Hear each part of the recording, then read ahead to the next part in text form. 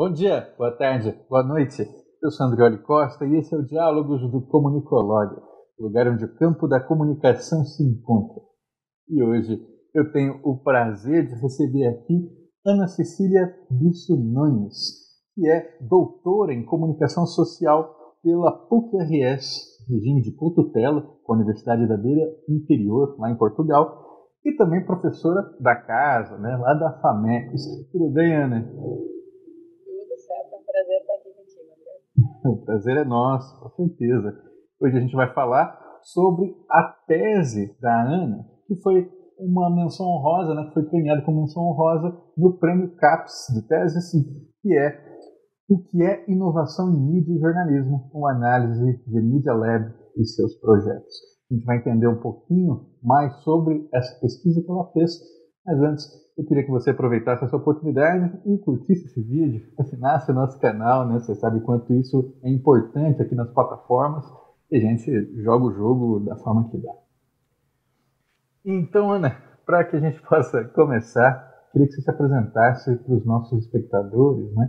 Dizendo um pouquinho com as suas palavras quem é Ana Cecília Bisso Nunes. Olha que pergunta profunda. Então, hoje eu estou pesquisadora, né? Já tive no mercado também. Acho que mais do que dizer que o nosso trabalho nos define, talvez a nossa personalidade é que defina onde a gente trabalha, né? Então, eu sempre fui uma pessoa que gostava de estudar, curiosa, geek, totalmente desse universo, desde, né, de pensando ficção científica até gostando muito das tecnologias. E dentro desse caminho, acabei indo para a pesquisa, né? Sempre esse gosto por estudar. Então, eu fiz o meu mestrado, fiz minha graduação primeiro em jornalismo lá na PUC. Depois, logo em seguida, terminei a graduação, já emendei o mestrado. Fiz o mestrado também trabalhando com tecnologias digitais e o jornalismo nessas plataformas. Trabalhei com o The Daily nos tablets, então entendendo, né, como é que se dava essa transposição e essas novas linguagens, porque não era só uma transposição. E daí comecei também como professora, como tu disse, né? Mas antes de fazer essa transição do mestrado para professora, tive aí algumas experiências de mercado. Então, trabalhei no Grupo RBS, fui trainee, na verdade, lá no processo seletivo que eles fizeram no Brasil todo, assim, foram 13 mil pessoas, eles selecionaram 7 pessoas. Então, era um grupo de 7 pessoas lá em 2000 e acho que foi 2012, 2011, 2012.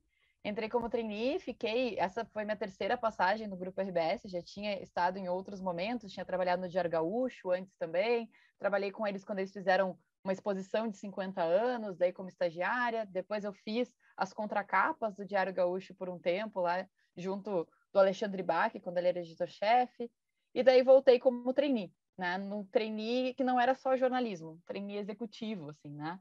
Então, trabalhando com diversas áreas. Comecei começamos todos o grupo junto numa área de orçamento, então trabalhei com todo o orçamento de promocionais, de pacotes, foi bem diferente do que eu conhecia, então trabalhei com a área de orçamento. Depois fui para a área de inteligência de mercado, trabalhei na área comercial, com publicidade digital e planejamento, e depois eu fui para a área mais digital de aplicativos e, na verdade, de sites também. E daí eu fiquei lá primeiro trabalhando na parte digital da rádio, e depois eu assumi uma posição como Product Owner. Então, trabalhei muito ligada à TI aí por um tempo, né? Fazendo a Product Owner, gestora de produto, que eles usam na metodologia lá do Scrum, que eles, bem mais da TI, né? Fui para a área totalmente da TI, fiquei lá, desculpa, trabalhando com essa parte realmente de gestão de negócios. O Product Owner, esse gestor de produto, ele é uma pessoa que faz a ponte entre a redação, a parte de negócio e o comercial.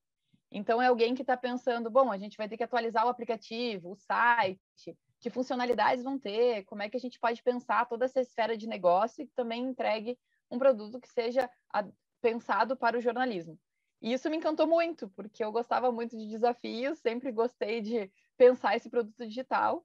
Então, me encontrei nessa área, acabei fazendo a gestão de um produto de esportes que eles tinham, que era um aplicativo de Grêmio Inter.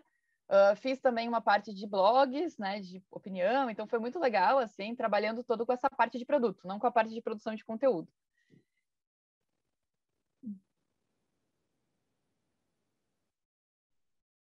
Uhum. Exatamente, exatamente. Sim, sim, por isso que foi muito bacana, assim, porque eu já tinha, a primeira vez que eu trabalhei no Grupo RBS foi em 2007, e era outro contexto, outro cenário, eu trabalhei em jornal impresso, né, então era outra lógica, que era muito legal, eu acho que, assim, o período no Diário Gaúcho me transformou como pessoa, assim, eu conheci uma outra Porto Alegre, eu conheci muitas pessoas muito competentes, eu aprendi muito sobre pessoas. E isso foi muito legal, assim, me tocou muito o que eu fiz lá. Acho que eu me tornei uma pessoa diferente, talvez uma pessoa melhor a partir dessa experiência, assim. Mas depois eu acabei indo para esse outro lado, né? Saí do Grupo RBS, eu fui morar no exterior antes de me formar, daí fiz um intercâmbio para a Alemanha. Fiquei lá, pesquisei jornalismo popular na minha monografia. Fiquei uma semana no Bild, que é um dos maiores jornais populares do mundo. Na época, eles vendiam 2,5 milhões de cópias por dia. Então, era um jornal, assim, muito, muito, muito expressivo. Fiquei na redação de Hamburgo, fiz a pesquisa lá, e depois voltei, fiz a pesquisa no Diário Gaúcho também, e essa pesquisa me motivou muito a pensar, bom, tá, que legal, eu gostei muito de pesquisar. Como é que eu posso seguir nisso, né? E daí eu segui no mestrado. Mas, ao mesmo tempo, eu sempre fui essa profissional meio híbrida, assim. Então, eu estava no mestrado e estava pensando, nossa, mas eu também queria criar coisas, né? E naquela época, a pesquisa aplicada não estava tão desenvolvida. Trabalhei daí com o professor que foi meu orientador, tanto no mestrado quanto no doutorado, o professor Eduardo Pelanda, no UBLab, que é um laboratório de pesquisa aplicada. Isso me fez, nossa, a pesquisa também pode ser aplicada, posso pensar de uma forma diferente. E acabou que com isso eu me apliquei no trainee, entrei para o trainee e tive essa carreira aí corporativa por um tempo, né? Então, bem nessa área mais hard. Não, eu não programava, mas meus colegas eram programadores, a maioria deles, muitos designers, né? E pensando o produto por essa outra lógica. No meio disso, eu fui... Desculpa.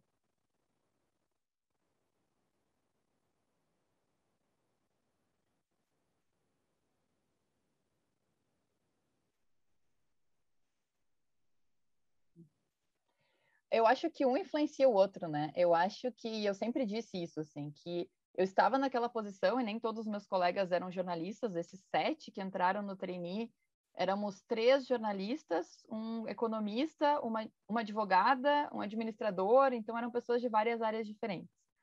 Mas eu sempre achei que ser jornalista naquele momento e naquela posição fazia diferença, porque eu conseguia entender como é que era esse trabalho que a gente diz de bastidor da redação, que é um trabalho muito único, né? A gente sabe que quando a gente olha um emprego talvez mais normal, das 9 às 5, das 8 às 6, não sei, né? Vai ter ali um trabalho num horário comercial, é diferente da vida de jornalista. E isso fazia eu enxergar um produto de uma forma diferente. Da mesma forma, quando eu entrei lá, eu percebi que isso também ia impactar a forma como eu enxergava o jornalismo, mas que sempre mantendo aquela questão ética, né? Porque eu acho que quando a gente olha, e hoje as minhas disciplinas são voltadas para inovação em jornalismo e para empreendedorismo em jornalismo. Então, pensando a área de negócios dentro do jornalismo, né?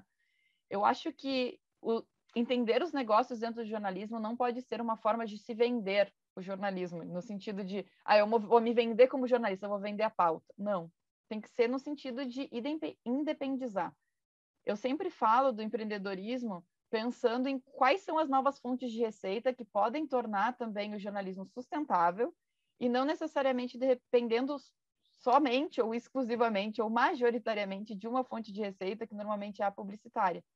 Então, existem outras formas, né? E a gente tem visto muito essa discussão por aí, né? E é, inclusive, nesse crescimento dos jornalistas pensando no negócio, é que a gente vê diversas pequenas, e jornalismo independente, pequenas organizações aparecendo, com um propósito muito, muito importante, né? Algumas já têm há vários anos, tipo Ponte Jornalismo, a gente poderia falar, né? Agora a gente pode ver outras iniciativas que cresceram, começaram pequeno e cresceram, o próprio J Jurídico, o Nexo, que hoje a gente olha e diz, nossa, é super consolidado, né?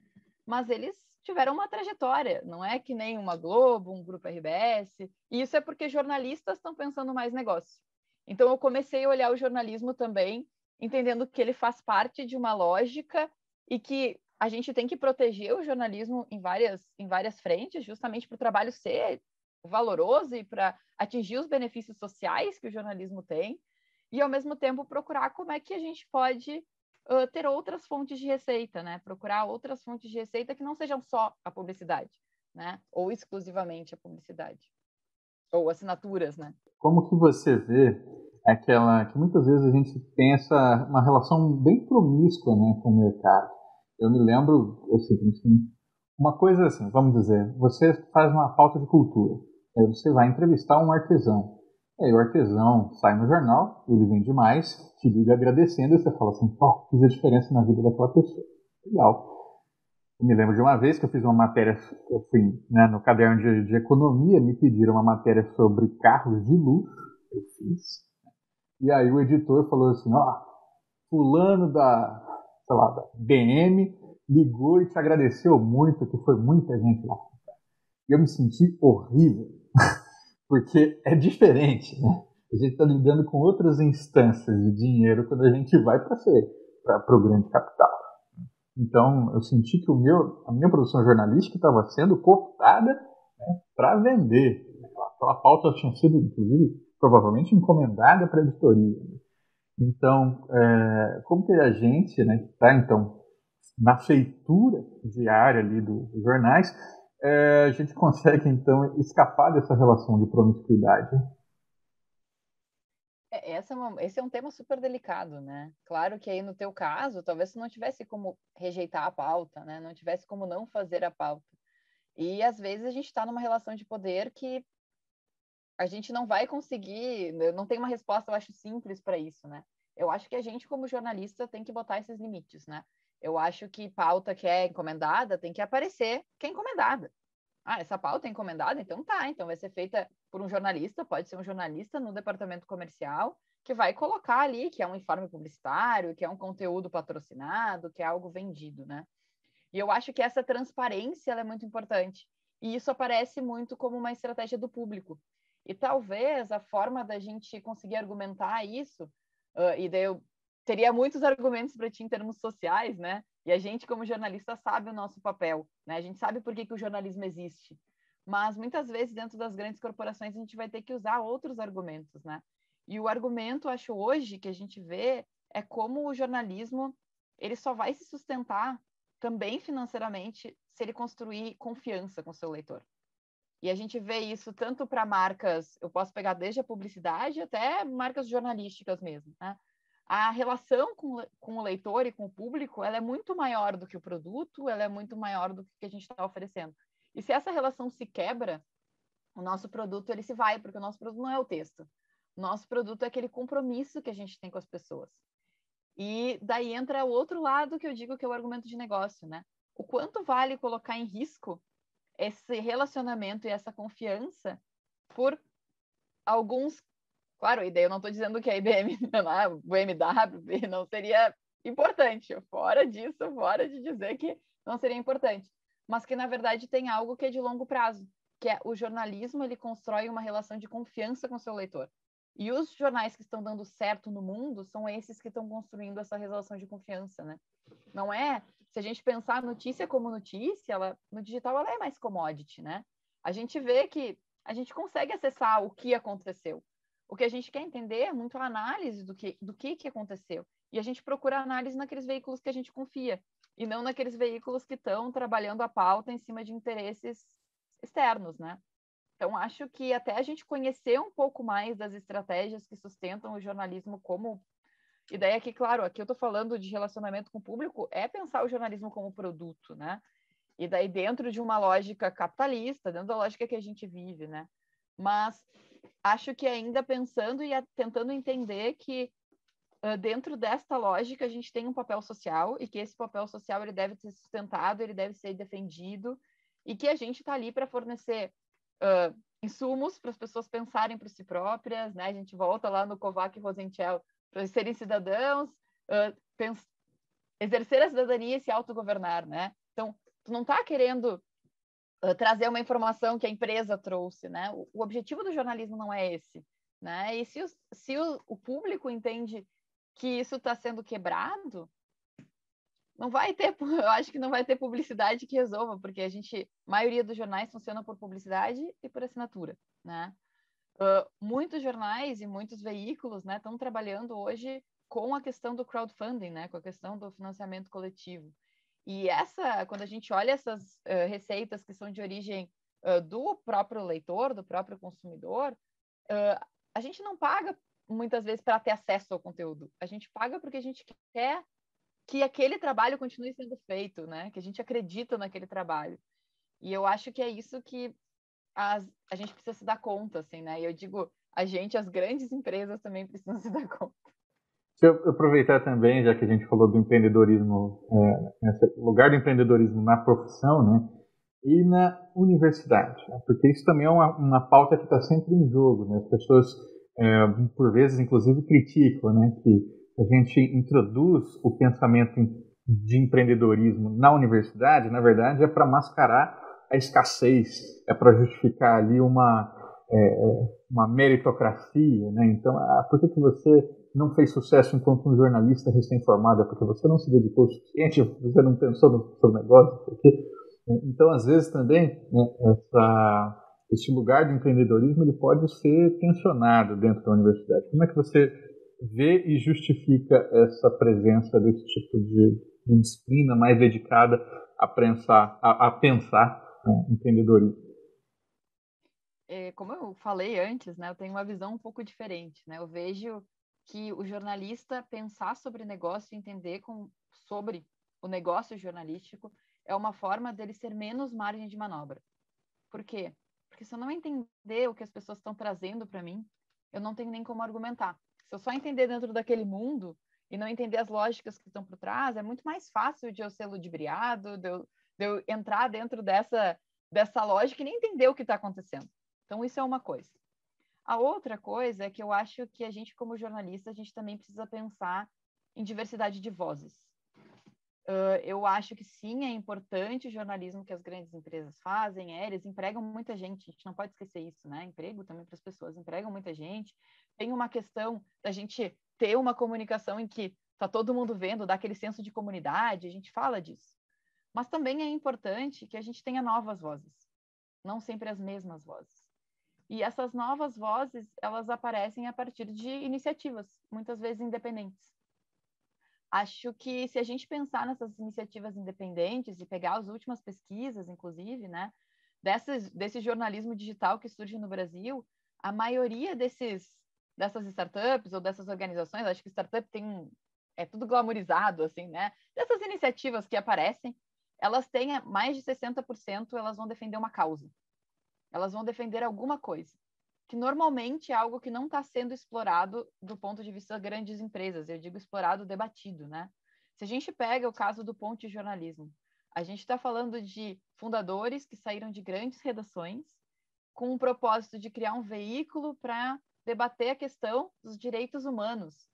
Direitos humanos é muito importante. E é engraçado você pensar que não se estava falando, né? Havia um vácuo de produção para pensar direitos humanos dentro de pautas jornalistas. Como assim, né? E jornalismo é isso que a gente estava fazendo. Exatamente. E daí vamos pegar o Asmina também, é outro exemplo muito interessante, vai debater as questões de gênero. Esse tipo de jornalismo ele precisa acontecer, ele precisa existir. E é importante que ele exista. Só que é importante também que, claro, esse jornalista que vai criar esse veículo consiga se sustentar, porque não, mesmo que ele consiga um investimento, não vai ser algo que, bom, esse investimento some, ele vai vir, e se não tiver uma fonte de receita, ele não vai ter uma vida de longo prazo, né? E a outra questão é que às vezes a gente não percebe o quanto o modelo de negócio influi no jornalismo. A gente fala muito dessas influências que são mais perceptíveis, que são as influências, por exemplo, como tu falaste, fui lá, fiz a matéria e daí eu era patrocinador, talvez o jornal ficou super feliz. E essa a gente enxerga. Mas a gente às vezes não para pensar que, por exemplo, um jornal que ele é financiado por publicidade digital, ele vai ter o interesse em ter mais visualizações daquela publicidade, certo? Aquela publicidade do topo é a que vale mais dinheiro, né? Não é lá do final da página, é o banner lá no topo, é o retângulo médio, é o super banner. Se eu disser, e daí eu posso chegar numa redação e dizer, bom, os nossos leitores, eles querem reportagens curtas. Vamos fragmentar as nossas reportagens em várias reportagens curtas. Isso pode ser verdade, pode ser que a gente tenha feito uma pesquisa e que os leitores gostam de reportagens curtas, mas isso também pode ser uma necessidade do modelo de negócio, porque se eu fragmentar a mesma notícia em várias reportagens curtas e eu tiver vários cliques, eu vou ter mais exibição daquele super banner que está lá em cima. E aquele super banner numa reportagem longa, a pessoa pode até ler tudo, ter muito tempo de navegação, mas ele foi uma impressão de publicidade. Agora, se eu disser, foi ali, agora clica no outro. Com certeza aconteceu, porque é aquela chatice, né, da página atualizando automaticamente, sabe? Você já viu sites assim? Você entra no site, e aí você está lendo um texto mais longo, e daqui a pouco a página atualiza automaticamente e te joga lá para cima outra vez.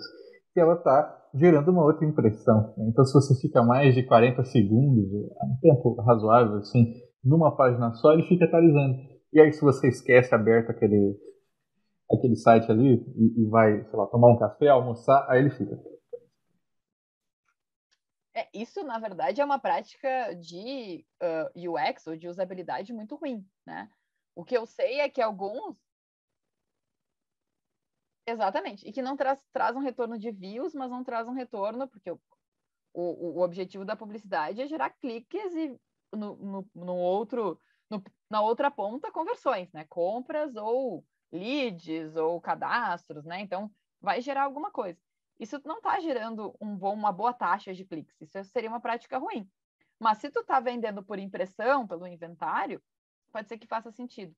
O que eu quero dizer com esse exemplo é que quando a gente entende o negócio jornalístico, a gente olha muito mais como o modelo de negócio e o próprio conteúdo, eles não estão totalmente desconectados. Não é só o patrocinador que aparece na reportagem. É a forma como a gente escreve, é se a gente quer levar o leitor até o final, se a gente tem algum interesse ali também de realmente o cara, de repente, ir para outra página e carregar de novo, ou ele lê todo até o final.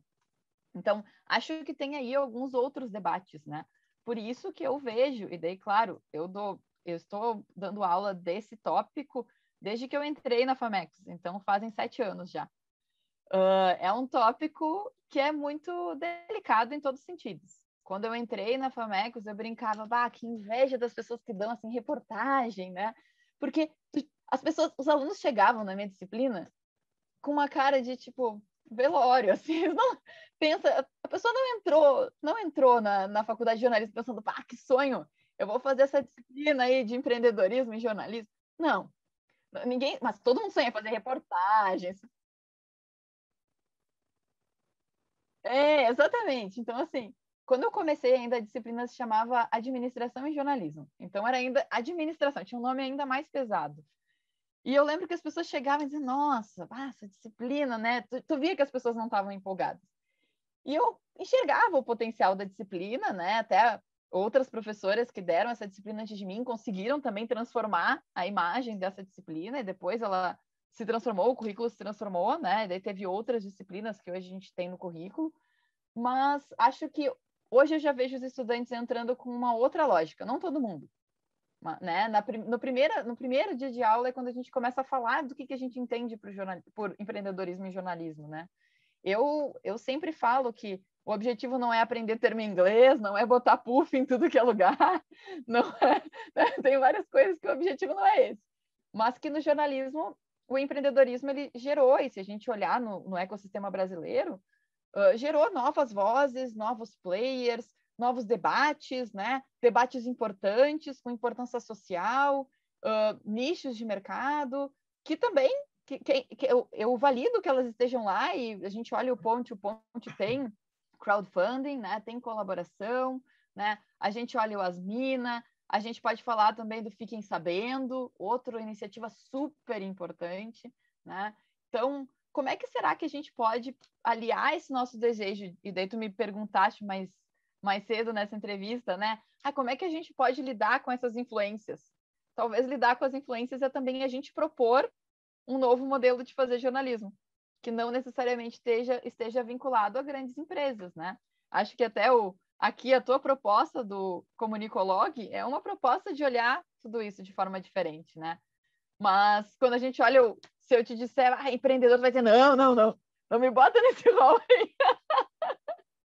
Inclusive, eu tive que abrir um e-mail a contragosto para poder receber. Então, são coisas que a gente... Deixa eu te aproveitar. Quando a gente olha a história da imprensa brasileira, especificamente, né, tem muitos... já que são feitas muitas vezes por jornalistas de carreira, né, pessoas ali que trabalharam muito tempo nos veículos e aí estão contando as suas experiências e refletindo sobre elas. Então é muito comum a gente encontrar aquelas críticas, né, de que se houve uma era de ouro do jornalista, era quando o patronato, né, era quando os donos dos jornais eram efetivamente jornalistas. E isso começa a ser tensionado quando os filhos assumem, né, vamos dizer, quando o Otávio Frias passa para o Otávio Frias Filho, né, e aí a gente tem a era dos gestores. Então não eram mais jornalistas pensando no jornalismo, eram gestores. Né, e isso era paulada, né, o pessoal estava usando isso como argumento para falar, por isso que o jornalismo está isso que está aí hoje. Você entende que houve realmente essa grande distinção, né, entre o jornalismo gestado por jornalistas e depois por administradores? E eu queria saber também como é que você vê o dia de hoje, né, já que a gente tem essas disciplinas aí que incentivam a gestão, o empreendedorismo, não sei o quê. Então, será que a gente está formando agora uma nova geração de jornalistas, gestores e não ou uma coisa ou outra? Bom, eu acho que cada profissão vai ter a sua ênfase, né? E o jornalista que se torna gestor, ele é um jornalista gestor. Ele é um jornalista que enxerga os objetivos do jornalismo, que entende, que tem um compromisso e que ele vai trazer os princípios de gestão para dentro do jornalismo. Quando a gente olha um gestor que trabalha com jornalismo, ele vai ter outra ênfase. E daí, claro, entra numa ênfase que vai privilegiar algumas questões de negócio. Não acho que isso é uma regra que a gente pode aplicar a todo mundo, porque eu acho que todo mundo vai aprender. Quando um jornalista ele atua como negócio, a gente também é muito bem recebido, vou dizer assim, né? O que eu acho é que a gente precisa ser mais, e daí a minha defesa, mais interdisciplinar. Eu não acho que a gente deveria pensar só no... Eu não acho certo... Não sei se certo é o termo, né? Eu defendo que é adequado. Eu acho que as empresas jornalísticas têm que ter, sim, uma gestão que seja jornalística. Então, se tiver um jornalista lá, ele tem que aprender de negócios. Se tiver um administrador lá, ele tem que aprender de jornalismo. Porque se a empresa tem as duas coisas e ela tem esses dois carros-chefes, a gente tem que aprender. E se a gente adicionar que todas as empresas de mídia hoje são uma empresa de tecnologia, ele tem que saber de tecnologia também. Quanto mais a gente consegue também interagir em outras áreas, eu acho que a gente consegue perceber a visão do outro. Aquilo que a gente fala muito de empatia, é importante também a gente entender, né, os objetivos de cada um. Acho que a gente tem, sim, uma mudança. Quando a gente vê o jornalista não envolvido e tendo só uma visão mais comercial do negócio, a gente tem uma mercantilização que aparece do jornalismo. Eu acho que isso é inegável de dizer, né? Muitas vezes o empreendedorismo é visto com uma visão de mercantilização. Eu acho, e daí eu defendo a outra ótica, eu defendo que se a gente formar pessoas que possam propor novos jornalismos, eu gostaria muito de ver esses novos jornalismos. E para o novo jornalismo ser proposto, a gente precisa ter jornalistas que saibam navegar pela lógica capitalista que a gente vive. Então, acho que o mundo, e eu sempre digo assim, o mundo precisa mudar. A gente precisa de pessoas que façam a diferença no mundo. Eu entendo que jornalistas são umas dessas pessoas. E eu gostaria que eles estivessem também à frente da proposta dessa mudança. Então, que eles não pensassem só em trabalhar para algum veículo que já tem a sua posição, mas que eles também possam propor essa nova forma de fazer jornalismo. Espero que com condições de trabalho melhores, um piso salarial melhor, que a gente possa trazer muitas lutas aí que são nossas. E que não a gente pensar vamos então fazer um empreendedorismo pelo lucro. Muitas dessas iniciativas que a gente tem não vão ser focadas no lucro. Elas vão ser focadas em, claro, a pessoa ter uma remuneração, pagar suas contas, ter uma vida digna, mas propor debates na sociedade que são importantes, que é a função do jornalismo. É interessante que algumas dessas instituições ativos digitais, né, por exemplo, uma agência pública da vida, o objetivo não é lucro, aí você pensa assim, como não é lucro? Como é que você sustenta? Porque uma coisa é lucro, outra coisa é você pagar os seus funcionários, se pagar, né? Então, é claro que todo mundo ali recebe, mas a ideia de não ter lucro, né, é porque ela está sempre reinvestindo nas reportagens, no material jornalístico que está ali sendo produzido. Perfeito, perfeito. E mesmo que seja uma empresa lucrativa, né, o objetivo fim pode não ser virar um milionário, lucrar, pode ser um objetivo. E eu não vejo o problema das pessoas, do jornalista pensar, não, eu quero ter uma vida melhor, eu quero, né, ter uma ambição.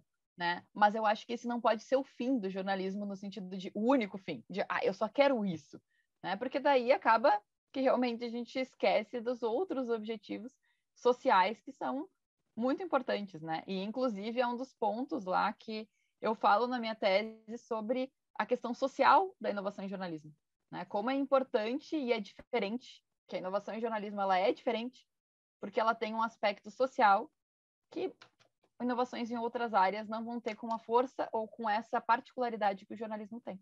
Um ótimo gancho que você traz para a gente. Então, vamos entender um pouco da sua tese. Você escolhe, então, trabalhar com a inovação nos Media Labs. Vamos começar com o que são Media Labs. Vamos lá. Media Labs são laboratórios de inovação, tá? Que aparecem nas universidades, podem estar nas empresas, eles podem ser independentes, eles podem ser baseados num consórcio.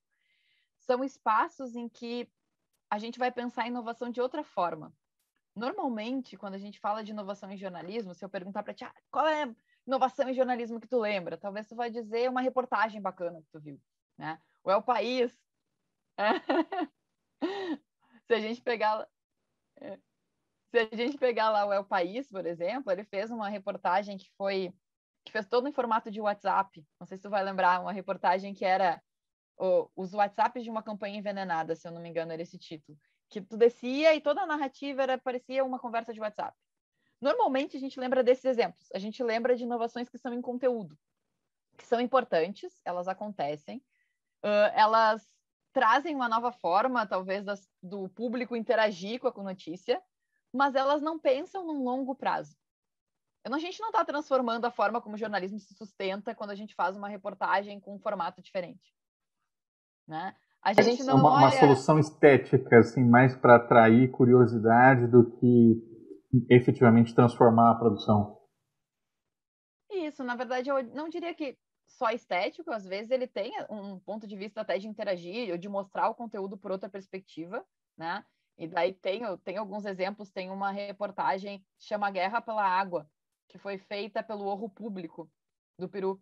E eles contam toda a história lá dessa região que tem uma questão com a água, tem uma guerra pela água, e eles contam todo num formato de quadrinhos. Talvez esse formato faça com que as pessoas realmente entendam melhor, ou que elas vão pensar mais sobre o conteúdo. Então, eu não acho que a inovação na forma narrativa ela não vai ter impacto. Mas a gente sempre olhou inovação e jornalismo dessa perspectiva.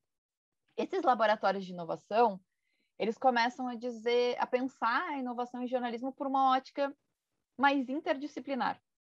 Então, como a gente poderia pensar a inovação em jornalismo se a gente não fosse só os jornalistas trabalhando, mas a gente tivesse outras áreas do conhecimento aqui?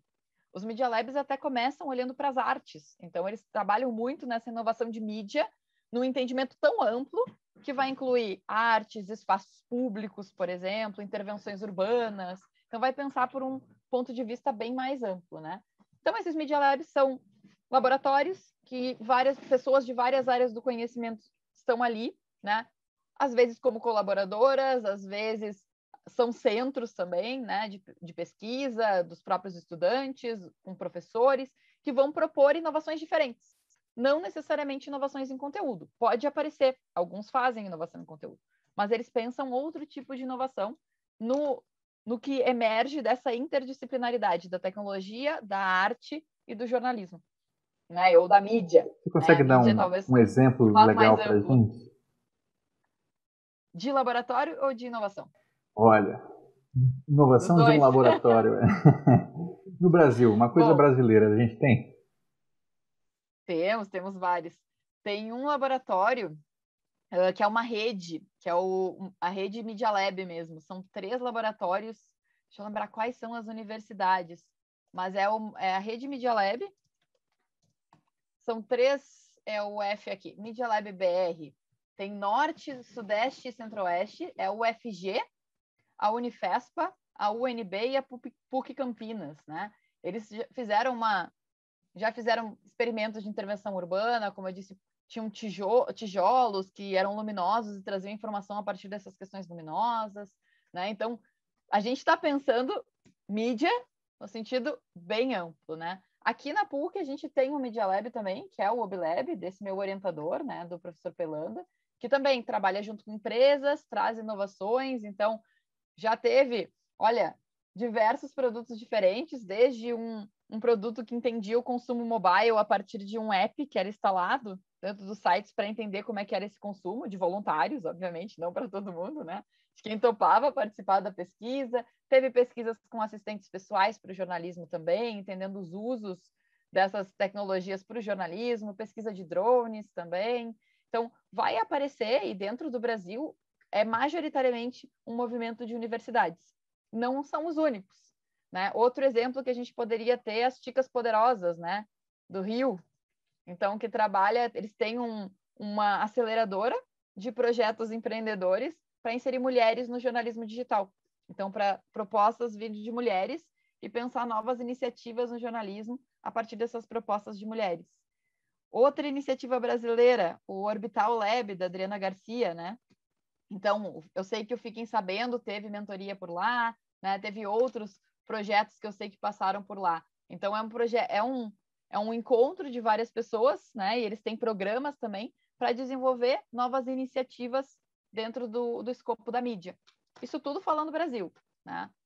Então, quando eu te falo esses exemplos, dá para ver como é muito diferente, né? A gente, uma universidade tem, daí tem um outro laboratório que não é de universidade, não é de empresa, tem laboratório que é de empresa também.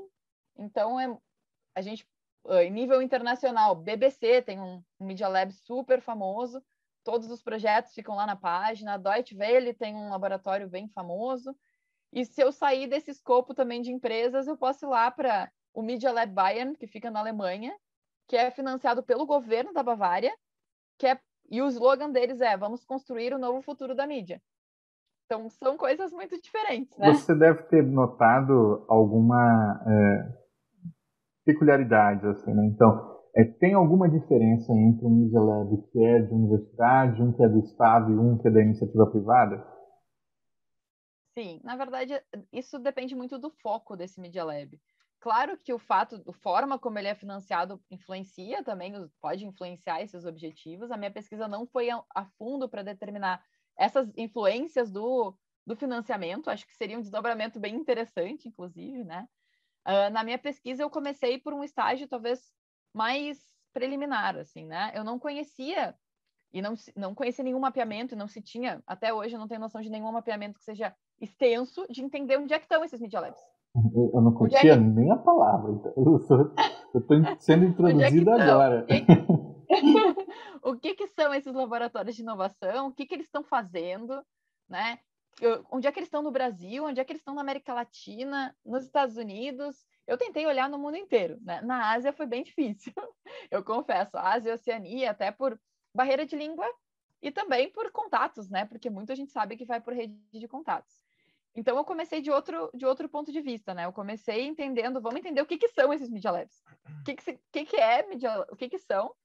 E a partir disso, vamos entender como é que eles redefinem essa inovação em jornalismo. E se eles redefinem? Porque quando eu comecei, eu não sabia se eles redefiniam ou não, né? Às vezes você Então, botar um eu fui tijolinho desenvolver isso. bonitinho ali é legal, mas não muda nada, né, no jornalismo. Exatamente. Então, eu fui descobrir o que era isso que acontecia. E daí, para isso, eu vi que o desafio era bem intenso, né? E daí a gente foi atrás dessas parcerias internacionais. E daí, claro, a World Association of Newspaper, lá, a UAN, né, ela tinha um projeto direcionado para Media Labs de um ponto de vista qualitativo. Tinha um pesquisador, que hoje é meu parceiro, também investigou Media Labs pelos últimos 4 anos, né, o John Mills, lá da University of Central Lancashire, ele estava trabalhando do ponto de vista bem qualitativo. Ele começou a entrevistar esses líderes de Media Labs, fazer entrevistas para entender o que eles faziam, processos. E eu estava muito nesse projeto, eu cheguei a entrevistar alguns Media Labs também, junto do laboratório do Bilab. E a gente começou, não, mas tem outra abordagem que a gente precisa fazer. Quem sabe a gente vai para uma linha mais quantitativa, né? Vamos tentar entender o que eles estão produzindo, vamos tentar entender onde é que eles estão distribuídos, quando esses laboratórios foram criados. Isso é uma nova onda? Isso é algo que já existia, a gente não sabia só? Quando é que isso nasceu, né? E daí foi um esforço de mapeamento mesmo, em que a gente chegou nesses 128 laboratórios no mundo, ativos, porque daí também a gente foi ver quais que estavam... Vários já tinham parado de operar. O BuzzFeed, por exemplo, teve um Media Lab que durou 2 ou 3 anos. Ele nasceu, fez as suas inovações lá, experimentações, e eles decidiram encerrar o laboratório. Então, teve muitos casos assim, que eu fui olhar, o laboratório não existe mais. Não, esse laboratório ele foi reaberto. Teve laboratórios que fecharam e foram reabertos, né? Então, foi assim. Só os ativos, então. Os fechados... Só os ativos. Se fosse contar os fechados, ia ser muito mais.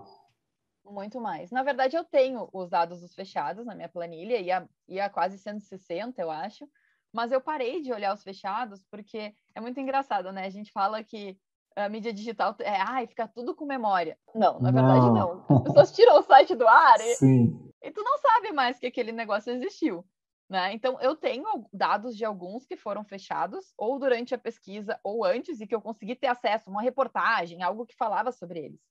Mas muitos laboratórios, possivelmente, que iniciaram, sei lá, na década de 80, 90, 2000, se eles tiraram esse site do ar, e daí ali vão pegar 2000, 90 para cima, né? 80 a gente está falando, nem internet comercial tinha ainda, né?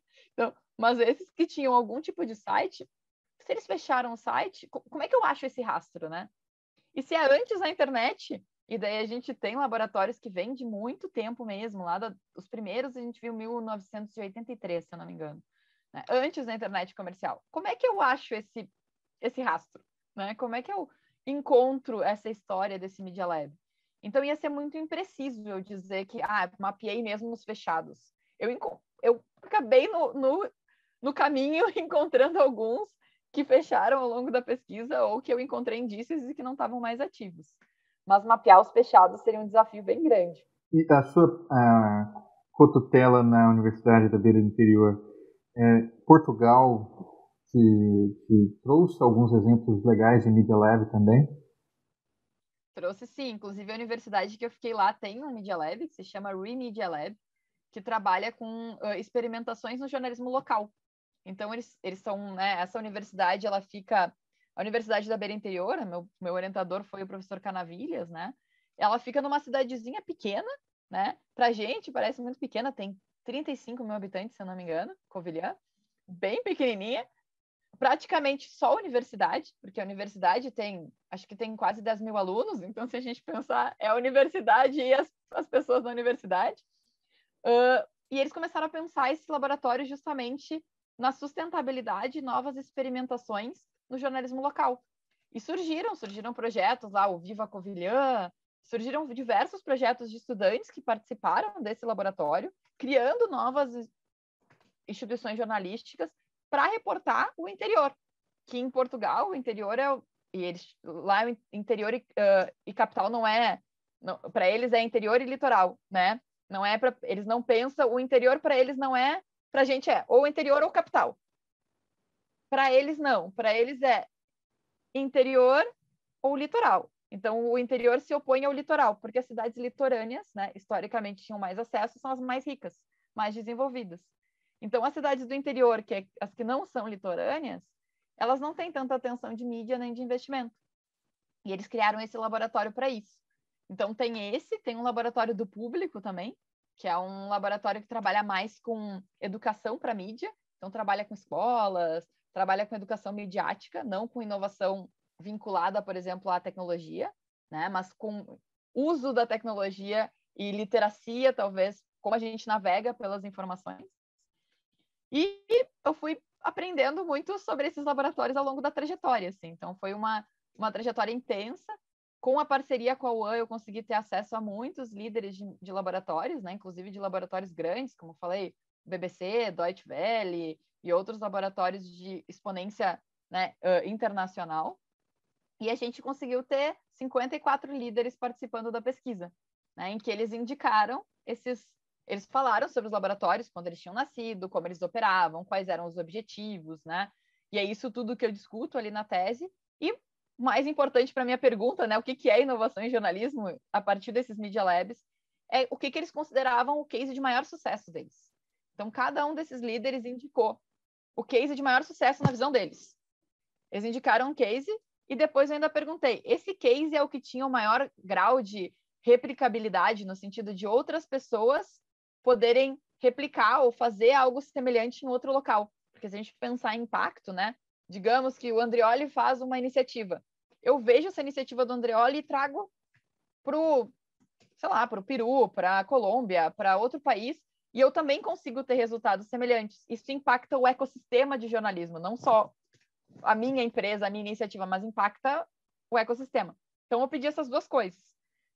O que eles consideravam de mais sucesso e se essa era a inovação mais replicável ou, se não era, qual seria mais replicável. E eu peguei essas duas indicações e, a partir dessas duas indicações, eu fui entender o que era inovação em jornalismo a partir desses laboratórios. Isso gerou 60 inovações, que a gente, na verdade, gerou 70 e alguma coisa. Algumas não tinham dados suficientes, porque daí eu fiz uma análise documental, né? Fui atrás para, vamos entender mais o que era essa inovação. Algumas não tinham dados suficientes, outros indicaram o próprio laboratório, que é bem interessante. O próprio laboratório como ser um case de sucesso. O laboratório como um todo.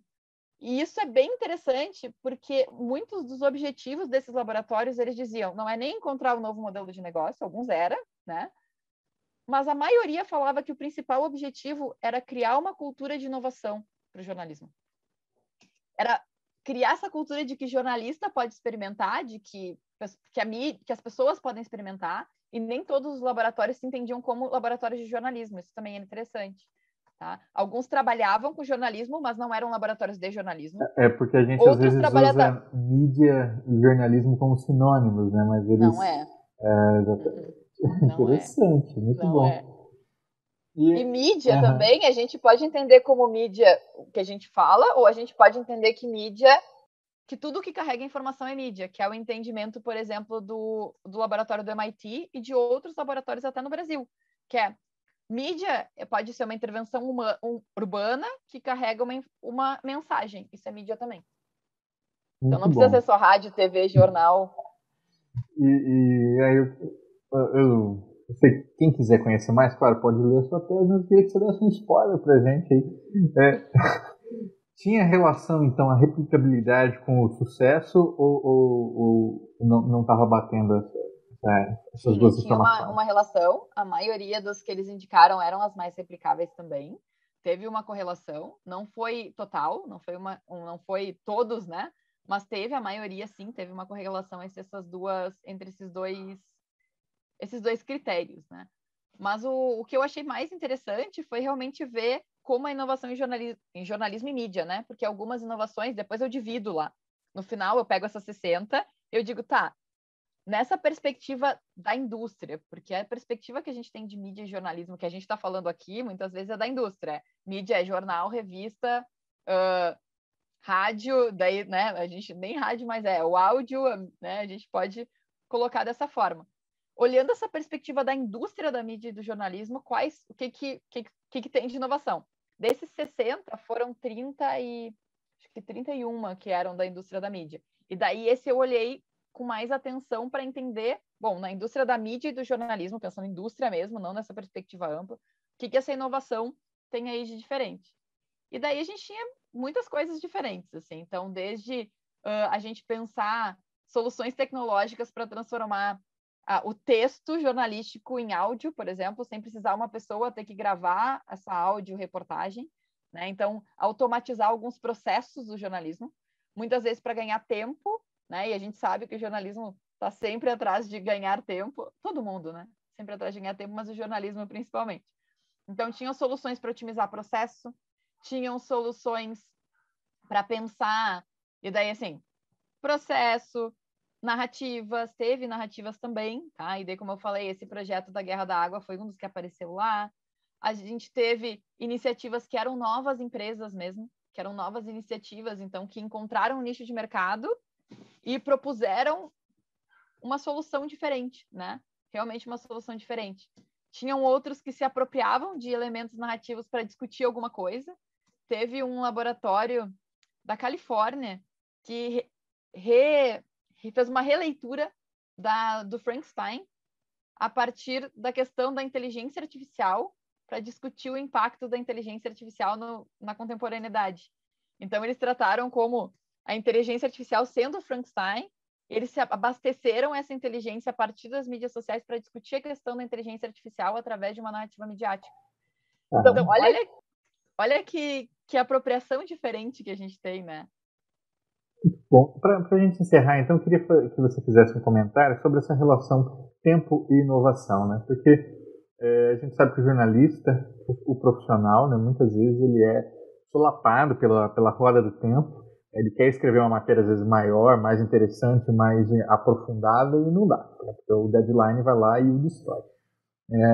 Um cara que está sempre correndo atrás, malemar, consegue refletir sobre a própria produção, como é que inovação e tempo e jornalismo vão poder dialogar nesse sentido se a gente não transformar o próprio mercado, né, que exige esse tipo de coisa do jornalista? Acho que essa tua pergunta é super pertinente, porque a inovação ela vem também da gente ter momentos de reflexão e de se afastar daquilo que a gente está fazendo. Se eu estiver sempre pensando com um deadline e resolvendo o problema do agora, eu não consigo pensar o que vai ser para amanhã, o que vai ser. E daí a gente sabe que a inovação no jornalismo, mesmo a de longo prazo, tem um prazo mais curto. A gente sempre olha mais para perto, né? Então, a gente precisa, na verdade, transformar a cultura jornalística das empresas, né? Dando tempo para as pessoas pensarem. Os laboratórios, muitas vezes, das empresas de jornalismo são para isso, tá? São um espaço alheio da produção diária, e eu acho que essa é o grande diferencial, né, desses espaços de experimentação. Olha só, vai ter um espaço aqui que é alheio da produção diária, que a gente vai poder pensar em algo mais longo prazo e que eu vou te dar mais tempo. Não quer dizer que esse tempo vai ser infinito, porque ainda nos laboratórios, isso foi uma das conclusões que eu percebi, se tem equipes enxutas com um prazo e uma pressão de tempo ainda presente. Não que nem a redação jornalística, mas ainda existe, né? Então, a gente leva isso também para outros espaços. Mas, em alguns laboratórios que eu estive, então, eu estive no laboratório, eu visitei diversos laboratórios, né? Um deles foi lá na Áustria, e eles trabalhavam numa forma rotativa. Então, alguns jornalistas participavam daquele laboratório rotativamente para fazer tipo uma sprint, uma grande maratona de inovação por determinados períodos para pensar como eles poderiam ver ou enxergar, vislumbrar, criar inovações de médio prazo, talvez não tão longo prazo, para o jornalismo. Então, acho que essa é algo que a gente pode pensar. Como a gente integra essa visão na redação, não necessariamente tirando a pessoa da lógica produtiva para sempre, mas talvez numa forma rotativa, ou talvez pensando sim um laboratório que trabalhe junto com a redação. E dá tempo para essas pessoas da redação também poderem participar lá.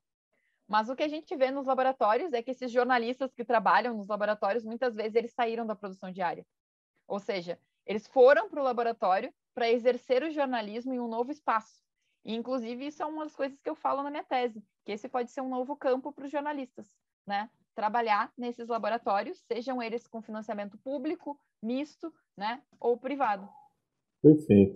Ana, foi um prazer gigante falar com você no dia de hoje. Queria que você se despedisse, então, do nosso público com uma mensagem final. Pode ser um recado que você tenha, pode ser uma indicação bibliográfica, pode ser um jabá. Fique à vontade, a palavra é sua.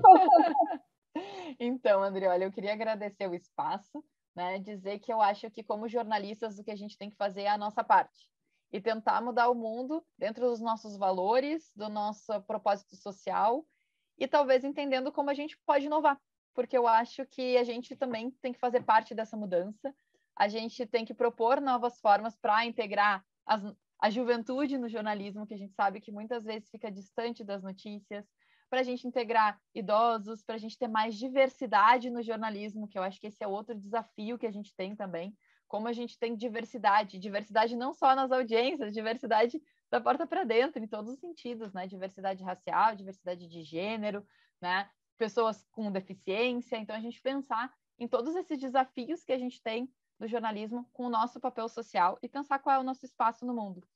Isso aqui não é uma apologia nem para o empreendedorismo, nem para a inovação, mas que eu acho que a pesquisa é muito importante para isso. Então, como a gente pode pesquisar e encontrar respostas que a gente não sabia antes? Toda a minha carreira foi para isso, procurar por respostas que eu desconhecia e aprender. Acho que quando a gente aprende, a gente colabora também com transformar o mundo, né? Então, é um apelo para a educação. Maravilha. É isso, pessoal. Espero que tenham gostado. A gente se vê na próxima semana, sempre na quarta-feira, 19 horas. Um abraço. Até mais. Tchau, tchau.